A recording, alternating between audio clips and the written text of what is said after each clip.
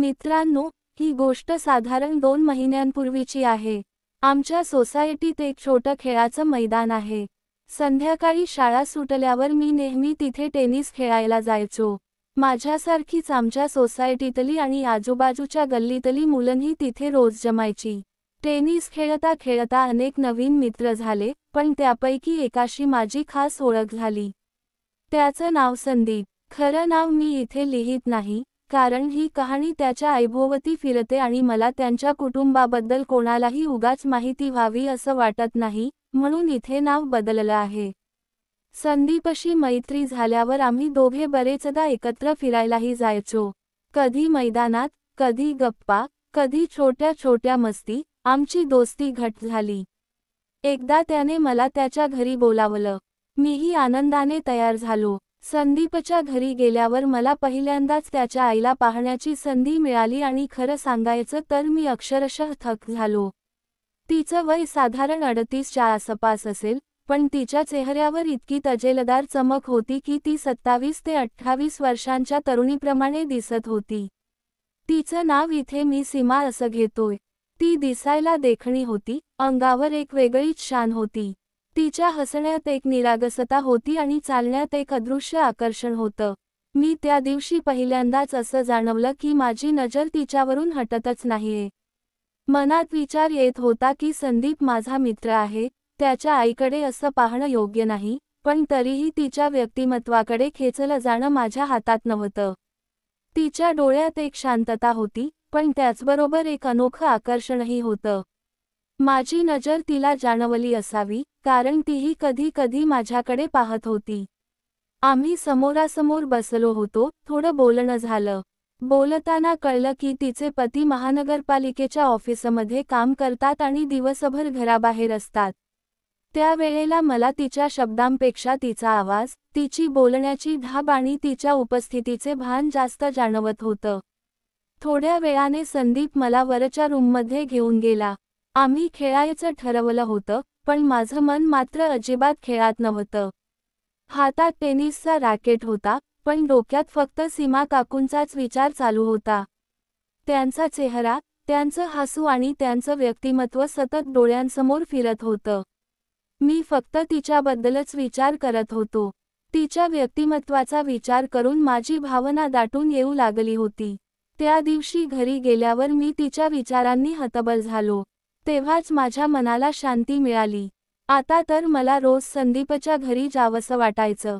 मी संदीपला घरी जाण्यासाठी उकसवायचो जेणेकरून मला त्याची आई बघायला मिळेल.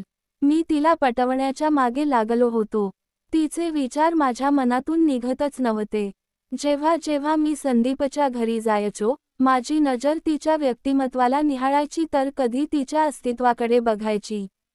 मी विचार करायचो की जर ती बाहेरून इतकी मस्त दिसते तर आतून तर कयामतच असेल. मी तिला मोकळं पाहण्यासाठी आतुर झालो होतो, पण मला असा काही संकेत दिसत नव्हता की मला ती मोकळी बघायला मिळेल.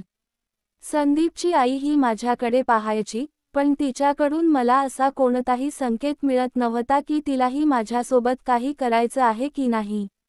म्हणून मी तिच्या मनाचा अंदाज घेण्याचा प्रयत्न करत होतो. मी नेहमी सीमा काकूंच्या आसपास भटकायचो. कधी कधी तर मी तिला बहाण्याने स्पर्शही करायचो. मला जाणवत होतं की तिलाही माझ्या मनातली इच्छा कळली होती, पण ती काही बोलत नव्हती.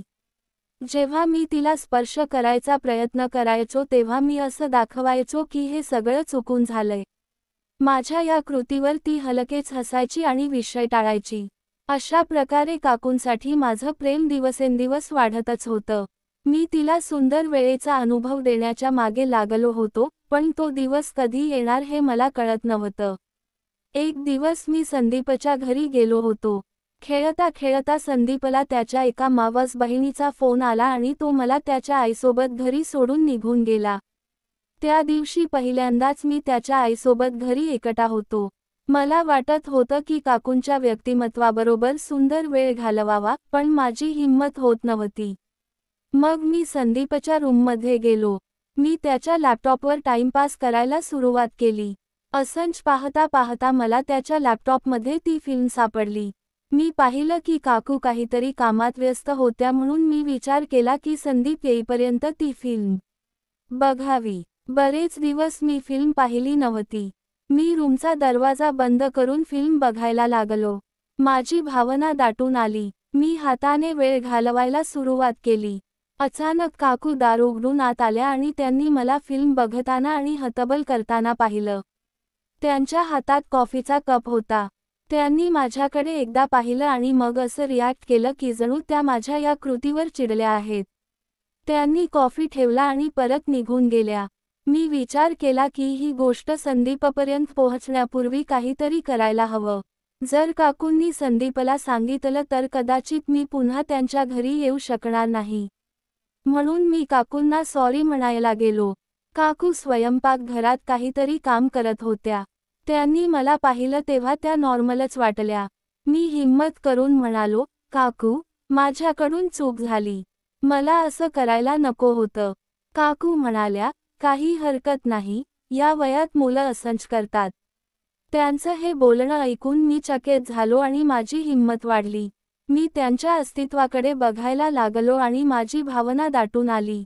मग काय झालं कुणास ठाऊक, मी त्यांच्या जवळ जायला लागलो, पण भीतीने थांबलो की काही बिघडलं तर. मग काकू म्हणाल्या, तू इथे काय करतोस? बाहेर हॉलमध्ये जा. काकूंनी माझ्या भावनेकडे पाहिलं आणि म्हणाल्या, मी तुझ्यासाठी काही नाश्ता आणते. मी निराश होऊन बाहेर गेलो. थोड्या वेळाने काकू पोहे घेऊन बाहेर आल्या. पोह्याची प्लेट ठेवताना त्या माझ्यासमोर वाकल्या. तेव्हा मी त्यांच्या व्यक्तिमत्वाला पाहिलं. माझ्या मनातून आह असा आवाज निघाला. त्यांनीही मला हतबल करताना पाहिलं होतं. मग त्या माझ्यासमोर बसल्या. पोहे खाता खाता काकूंनी विचारलं, तुझी कोणी गर्लफ्रेंड नाही का? मी म्हणालो, नाही. मी म्हणालो, काकू तुम्ही खूप सुंदर आहात. मी तुमचा नवरा असतो तर. म्हणत मी थांबलो. काकू म्हणाल्या, काय? मी म्हणालो, काही नाही. त्या म्हणाल्या, सांग ना, काय आहे ते? मी म्हणालो, काकू, तुम्ही खूप सुंदर आहात. मी तुमचा नवरा असतो तर तुम्हाला खूप प्रेम केलं असतं आणि कशाचीच कमतरता पडू दिली नसती. काकू म्हणाल्या, तुला मी इतकी आवडते का? मी म्हणालो, हो, काकू. हे बोलत मी काकूंच्या जवळ जाऊन बसलो. काकू म्हणाल्या, माझ्या नवऱ्याला माझ्यात काहीच रस नाही. ते कधी माझी तारीफ करत नाहीत. मी म्हणालो, मी तर तुम्हाला खूप आवडतो. हे बोलत मी काकूंच्या व्यक्तिमत्वावर हात ठेवला. काकूंनी माझा हात हटवला आणि म्हणाल्या, मी तुझ्या मित्राची आई आहे. तू हे सगळं करू नकोस. पण आता माझं मला थांबवता येत नव्हतं. मी काकूंना माझ्या मिठीत घेतलं आणि त्यांना पापी करायचा प्रयत्न करू लागलो. काकू मला सोडवण्याचा प्रयत्न करू लागल्या आणि म्हणाल्या, तू वयाने खूप लहान आहेस. मी म्हणालो, मला काही माहिती नाही काकू. मी तुम्हाला खूप प्रेम करतो. बऱ्याच दिवसांपासून तुम्हाला हे सांगायचं होतं, पण सांगता आलं नाही. काकू माझ्या मिठीत कसमसत होत्या. त्यांच्या डोळ्यात हलकेसे अश्रूही आले होते. मी त्यांचा चेहरा माझ्याकडे वळवला आणि त्यांना पापी करायला सुरुवात केली. काही वेळ त्या सोडवण्याचा प्रयत्न करत होत्या, पण थोड्या वेळाने त्या साथ देऊ लागल्या. पण तेवढ्यात संदीपच्या गाडीचा आवाज आला आणि आम्ही दोघेही वेगळे झालो. काकूंच्या डोळ्यात मला निराशा स्पष्ट दिसत होती. मलाही मजबुरीने त्यांच्यापासून वेगळं होऊन घरी जावं लागलं. त्यानंतर आम्हाला भेटायला 3 आठवड्यापेक्षा जास्त वेळ लागला. काकूंनी मला फोनवर सांगितलं होतं की संदीप आणि त्याचे बाबा 4 दिवसांसाठी बाहेर जाणार आहेत. म्हणून आम्ही दोघे त्या दिवसाची वाट पाहत होतो. मी या काळात काकूंना भेटायला खूप बेचैन होतो. मग ज्या दिवशी संदीप आणि त्याचे बाबा गेले, मी काकूंना भेटायला त्यांच्या घरी पोहोचलो. मला पाहताच काकूही खुश झाल्या. आम्ही दोघांनी पटकन दार बंद केलं. मी जाताच काकूंना हॅपी द्यायला सुरुवात केली. दोघांनाही मजा येऊ लागली. काकूही एन्जॉय करत होत्या आणि हलक्या सिसकाऱ्या घेत होत्या. मग मी काकूंना स्टोर रूमच्या घराजवळच्या डेस्कवर घेऊन गेलो आणि त्यांना मोकळं केलं. आता माझं मला थांबवता येत नव्हतं. मी त्यांना पापी करत माझी भावना मोकळी करू लागलो आणि काकूच्या जीवनात तोंडाने सुंदर वेळ द्यायला सुरुवात केली. काकू मचळायला लागल्या. त्या म्हणाल्या, काय करतोस? इतक्या घाण जागेला इतक्या मस्तीने का अनुभव घेतोस? मी म्हणालो, काकू, मला ही घाण जागा आवडते. त्या म्हणाल्या, माझ्या नवऱ्याने कधी असं केलं नाही. आज पहिल्यांदाच मला इतकी मजा येते. मी माझ्या जीवनामध्ये कधी इतकं सुख अनुभवलं नव्हतं. मग मी माझी भावना काकूंच्या हातात दिली. काकू आधीच खूप प्रभावी झाल्या होत्या. त्या भावनेला प्रेमाने हतबल करू लागल्या होत्या. मला ही मस्ती चढत होती. मी काकूंना माझ्या भावनेला तोंडाने सुंदर वेळ घालवायला सांगितलं. त्या म्हणाल्या, मला असं काही करता येणार नाही. मग माझ्या खूप आग्रहानंतर त्यांनी माझ्या भावनेला सुंदर वेळ द्यायला सुरुवात केली. 5 मिनिटं काकूंनी सुंदर वेळेचा अनुभव दिला. मग त्या म्हणाल्या, बस, यापेक्षा जास्त मला जमणार नाही. मला समजलं की काकूंना त्यांच्या नवऱ्याने याची सवय लावली नव्हती. मग मी काकूंच्या जीवनात माझी भावना टाकली. तेव्हा काकूंची सकाळी निघाली. मग मी काकूला सुंदर वेळ द्यायला सुरुवात केली. काकू म्हणाल्या, मी 2 वर्षानंतर असा सुंदर वेळेचा अनुभव घेतलाय. सलग 15 मिनिटं सुंदर वेळ घालवल्यानंतर मी काकूंना विचारलं, मी रंग कुठे सोडू? काकू म्हणाल्या, माझ्या जीवनातच सोड. मग मी काकूंच्या जीवनामध्ये रंगाच्या 6 ते 7 पिचकाऱ्या सोडल्या. मी काकूचं जीवन रंगाने भरलं. मग काकूंनी मला प्रेमाने उठवलं आणि आम्ही दोघे बाथरूममध्ये गेलो. तिथे आम्ही दोघांनी आंघोळ केली. त्या दिवशी काकूंनी मला जेवण वाढलं आणि रात्री पुन्हा यायला सांगितलं. त्या दिवशी रात्री मी घरी परतलो, तेव्हा माझं मन शांत नव्हतं. सीमा काकूंच्या स्पर्शाची, त्यांच्या डोळ्यांतील तो अनामिक भाव आणि त्या क्षणाची अधुरी राहिलेली मजा माझ्या मनात घुमत होती. मी वेड्यासारखा बेडवर पडलो, पण झोप येणं शक्यच नव्हतं. माझ्या डोळ्यासमोर त्या स्टोअरूमचा डेस्क, तो प्रसंग पुन्हा पुन्हा येत होता. काकूंच्या सिसकाऱ्या, त्यांचा तो लाजरा चेहरा आणि माझ्या भावनांचा तो अनावर उद्रेक. पण त्याचवेळी मला एक विचित्र अस्वस्थता जाणवत होती, जणू काहीतरी चुकीचं घडत होतं जे मला अजून कळलं नव्हतं. दुसऱ्या दिवशी सकाळी मी संदीपला भेटायचं ठरवलं. त्याच्या घरी जाण्याचा बहाणा शोधणं मला आता सोपं वाटत होतं. पण जेव्हा मी सोसायटीच्या मैदानावर पोहोचलो तेव्हा संदीप तिथे नव्हता. मी त्याला कॉल लावला, पण त्याचा फोन बंद होता. काय झालं असेल, मी स्वतःशीच विचार केला. मग मी थेट त्याच्या घरी गेलो. दार ठोठावलं, पण आतून कोणताही आवाज आला नाही. दरवाजा उघडाच होता. मी हळूच आत गेलो. काकू, संदीप, मी हाक मारली, पण शांतता पसरली होती. स्टोअर रूममध्ये गेलो तेव्हा मला कालचा डेस्क आठवलं. पण तिथे आता काहीतरी वेगळं होतं. डेस्कवर एक चिठ्ठी पडली होती. मी उचलली आणि वाचली, तुला वाटतं तसं काहीच नाही. सावध रहा. हस्ताक्षर कोणाचं होतं हे कळलं नाही. माझ्या हातून चिठ्ठी खाली पडली. कोणी लिहिली असेल ही चिठ्ठी? काकूंनी, संदीपने, की आणखी कोणीतरी? माझ्या मनात प्रश्नांचं वादळ उठलं. त्या चिठ्ठीनंतर मला काकूंना भेटणं गरजेचं वाटलं. मी त्यांना फोन लावला, पण त्यांचाही फोन बंद होता. आता मला खरी काळजी वाटायला लागली. संदीप आणि काकू दोघेही अचानक गायब, हे शक्यच नव्हतं. मी सोसायटीतल्या इतर मुलांना विचारलं, पण कुणालाही काही माहिती नव्हतं.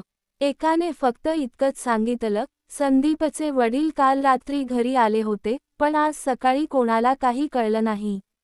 मी घरी परतलो, पण माझं मन काकूंभोवती फिरत होतं. त्या रात्री मी त्यांच्या घराजवळ फिरलो. अंधारात घर शांत दिसत होतं, पण एका खिडकीतून मला हलकासा प्रकाश दिसला. मी जवळ गेलो आणि आत डोकावलं. आतमध्ये कोणीतरी फिरत होतं. काकू होत्या त्या, पण त्यांच्यासोबत आणखी कोणीतरी होतं. एक काळा उंच माणूस. त्याचा चेहरा मला दिसला नाही, पण त्याची पाठ काकूंकडे होती. ते काहीतरी बोलत होते आणि काकूंच्या चेहऱ्यावर घाबरलेले भाव होते. मी ऐकायचा प्रयत्न केला, पण शब्द अस्पष्ट होते. फक्त एकच वाक्य स्पष्ट ऐकू आलं, तो वापस आलाय. कोण वापस आलं होतं? संदीपचे वडील की कोणीतरी वेगळं? माझ्या मनात शंकेचं जाळं विणलं जाऊ लागलं. दुसऱ्या दिवशी मी ठरवलं की मला काकूंना एकट्याला भेटायचं आहे. पण त्याआधी मला संदीपच्या लॅपटॉपवर ती फिल्म आठवली. त्या फिल्ममध्ये काहीतरी संकेत असतील का? मी पुन्हा त्यांच्या घरी गेलो. यावेळी दार बंद होतं, पण मला माहिती होतं की संदीपच्या रूमची विंडो नेहमी उघडी असते. मी तिथून आत शिरलो. लॅपटॉप चालू केलं आणि ती फिल्म शोधली. पण ती फिल्म आता तिथे नव्हती.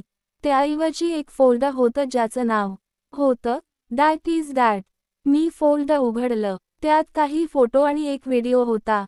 फोटोमध्ये काकू आणि तोच काळा उंच माणूस दिसत होता, पण हे फोटो जुने वाटत होते, कदाचित 15 ते 16 वर्षांपूर्वीचे. व्हिडिओ उघडला तेव्हा माझ्या पायाखालची जमीन सरकली. व्हिडिओमध्ये काकू एक काळोख्या खोलीत बसल्या होत्या. त्यांच्या समोर एक लहान मुलगा होता, संदीप सारखा दिसणारा, पण त्याच्या सोबत आणखी एक मुलगा होता जो मला ओळखीचा वाटला. काकू म्हणत होत्या, आपल्याला त्याला थांबवावं लागेल, नाहीतर सर्व काही उद्ध्वस्त होईल. मग अचानक एक जोरदार आवाज आला आणि व्हिडिओ बंद झाला. मी घाबरलो होतो, पण उत्सुकताही वाढली होती. कोणाला थांबवायचं होतं, आणि का? मला आता काकूंना भेटणं आवश्यक होतं. मी त्यांच्या घरी गेलो. यावेळी त्यांनी दार उघडलं. त्यांच्या चेहऱ्यावर थकवा आणि भीती स्पष्ट दिसत होती. मी थेट विचारलं, काकू, मला सगळं सांगा. काय चाललंय? त्या गप्प राहिल्या, पण मग हळूच म्हणाल्या, तुला हे सगळं माहिती नसतं तर बरं झालं असतं. पण आता मला माहिती आहे. संदीप कुठे आहे आणि तो व्हिडिओ काय होता? मी आग्रह केला. काकूंनी एक दीर्घ श्वास घेतला आणि सांगायला सुरुवात केली, संदीप माझा मुलगा नाही. तो माझ्या चुलत बहिणीचा मुलगा आहे. माझी बहीण आणि तिचा नवरा एका ॲक्सिडेंटमध्ये मरण पावले, पण तो ॲक्सिडेंट नव्हता, तो खून होता आणि ज्याने हे केलं तो आता वापस आलाय. कोण? मी विचारलं. माझा पहिला नवरा, काकू म्हणाल्या. तो एक गुन्हेगार होता. मी त्याला सोडलं आणि संदीपच्या बाबांशी लग्न केलं, पण आता तो मला आणि संदीपला शोधतोय. काकूंच्या बोलण्याने माझ्या मनात एक नवं वादळ उठलं, पण तेवढ्यात दरवाजाला जोरदार ठोका पडला. काकूंनी घाबरून माझ्याकडे पाहिलं. मी हळूच खिडकीतून बाहेर डोकावलं. तोच काळा उंच माणूस बाहेर उभा होता. हातात काहीतरी चमकत होतं. तो आलाय. काकू किंचाळल्या. मी त्यांना बाजूला घेतलं आणि म्हणालो, आपल्याला इथून पळायला हवं. पण तेवढ्यात दरवाजा तुटला आणि तो आत आला. त्याच्या चेहऱ्यावर एक क्रूर हास्य होतं. सीमा, तू मला पूर्णपणे विसरलीस का? त्याने विचारलं. तू माझं आयुष्य पूर्णपणे उद्ध्वस्त केलंस. काकू ओरडल्या. मी त्याच्यावर उडी घेतली, पण तो माझ्यापेक्षा जास्त ताकदवान होता. त्याने मला दूर फेकलं आणि काकूंकडे वळला, पण तेवढ्यात संदीप आत शिरला. हातात एक लाकडी टेनिसचा रॅकेट घेऊन त्याने त्याच्या मागून हल्ला केला आणि तो जमिनीवर कोसळला. संदीप, मी आणि काकू एकदम ओरडलो. मी ठीक आहे, संदीप म्हणाला. हा माणूस मला मारायला आला होता, पण मी पळालो. पोलिसांना बोलावलं गेलं आणि तो माणूस पकडला गेला.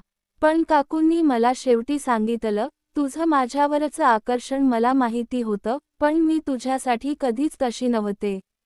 मी फक्त तुझ्या भावनांचा फायदा घेतला, जेणेकरून तू मला आणि संदीपला वाचवशील. काकूंच्या या शब्दांनी माझ्या मनात एक वेगळंच वादळ उठलं. माझ्या भावनांचा त्यांनी फायदा घेतला होता? हे खरं असेल का, की त्यांच्या मनातही कुठेतरी माझ्याबद्दल काहीतरी होतं, पण त्यांनी ते लपवलं? माझ्या डोक्यात विचारांचा काहूर माजला होता. संदीप माझ्याकडे पाहत होता. त्याच्या डोळ्यात कृतज्ञता होती, पण त्याचबरोबर एक संशयही दिसत होता. तू माझ्यासाठी हे सगळं का केलंस?